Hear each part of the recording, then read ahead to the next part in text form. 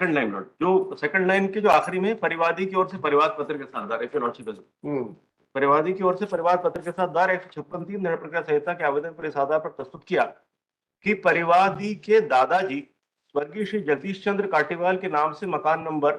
DH67 scheme number 74C Vijaynagar Indore स्थित रहा है तथा परिवादी के दादा स्वर्गीय जगदीश चंद्र काटीवाल का निधन दिनांक 15/8/2016 को इंदौर में हो चुका है, जिसकी मृत्यु प्रमाण पत्र को परिवादी के द्वारा आवेदन के साथ प्रस्तुत किया गया, जिसमें स्वर्गीय जगदीश चंद्र काटीवाल की मृत्यु दिनांक 15/8/16 को होना दर्शित होती है। परिवादी की ओर से प्रस्तुत आवेदन में यह भी उल्लेख किया कि उसके दादा की मृत्यु होने के बाद उसकी दादी रुक्मा बाई, जो लगभग 88 वर्ष की आयु की रही है, उससे अनावेदकगण गोपाल एवं ओम प्रकाश पनेरी ने मेलजोल बढ़ाकर ऊपर वर्णित मकान के समस्त असल दस्तावेज उनके नाम से ये उनकी वाइफ के नाम से ट्रांसफर हुए हैं। मेरे नाम कुछ भी नहीं आया। एक विल एग्जीक्यूट हुई है जो कि ग्रैंडफादर ने ग्रैंडमदर के नाम पे करी, उसके नाम से नामांतरण करने का कहते हुए प्राप्त करिए। उक्त दोनों आवेदक गण ने परिवादी के दादा जगदीश चंद्र पिता नंदराम के फर्जी एवं नकली हस्ताक्षर बनाकर परिवादी के दादी के नाम से एक वसीयतनामा स्टैंप क्रमांक 100 पर फर्जी रूप से तैयार करवाई। उक्त वसीयतनामा की फोटो प्रति प्रकरण में संलग्न होकर परिवादी के अनुसार आरोपीगण अनावेदक ने उसकी दादी के नाम की फर्जी वसीयत तैयार कर उसकी दादी की वृद्धावस्था का नाजायज फायदा उठाते हुए अनावेदक गण ने उनके पक्ष में दान पत्र निष्पादित कराया, जो प्रकरण में संलग्न होकर दान पत्र के आधार पर अनावेदक गण ने परिवादी के मकान को अपने नाम से अंतरण करवा लिया।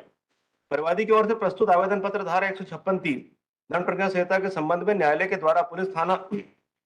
विजयनगर से स्टेटस रिपोर्ट तलब की गई, जिसके पालन में पुलिस थाना विजयनगर की ओर से दिनांक 6/12/23 को स्टेटस रिपोर्ट प्रतिवेदन प्रस्तुत किया, जिसमें पुलिस विजयनगर के द्वारा परिवादी विकास कटिवाल के कथन लिए अनावेदक गोपाल पनेरी एवं ओम प्रकाश पनेरी के कथन लेने के उपरांत जांच पर यह पाया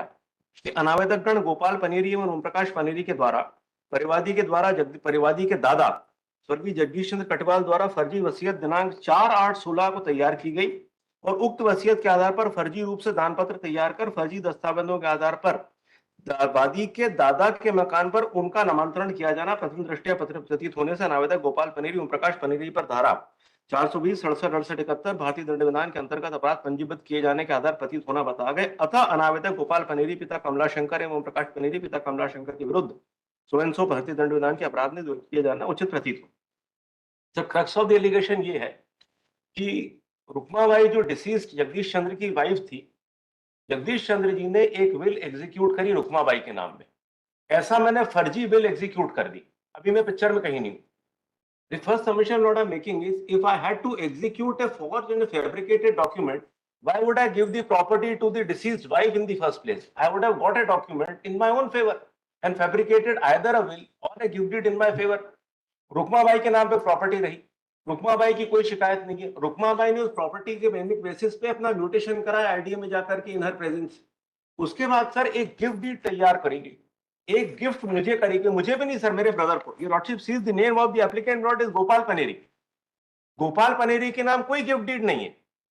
गिफ्ट डीड है इनके ब्रदर ओम प्रकाश पनेरी के नाम से। आप भी वेरीफाई करेंगे मेरा friend appearing for the prosecution, वो गिफ्ट डीड जो है रुक्माबाई ने इस प्रॉपर्टी की जो उनके डिसीज्ड हस्बैंड की थी वो ओम प्रकाश पनेरी के नाम गिफ्ट करी। और इनका ये कहना है कि क्योंकि जो व्यक्ति जिसके पक्ष में गिफ्ट डीड एग्जीक्यूट की गई आप उसके भाई हैं, इसलिए आप भी एक्यूज। ओम प्रकाश के पक्ष में वो आपका भी कहना, प्रकाश कौन, इसका भाई है? इसका भाई।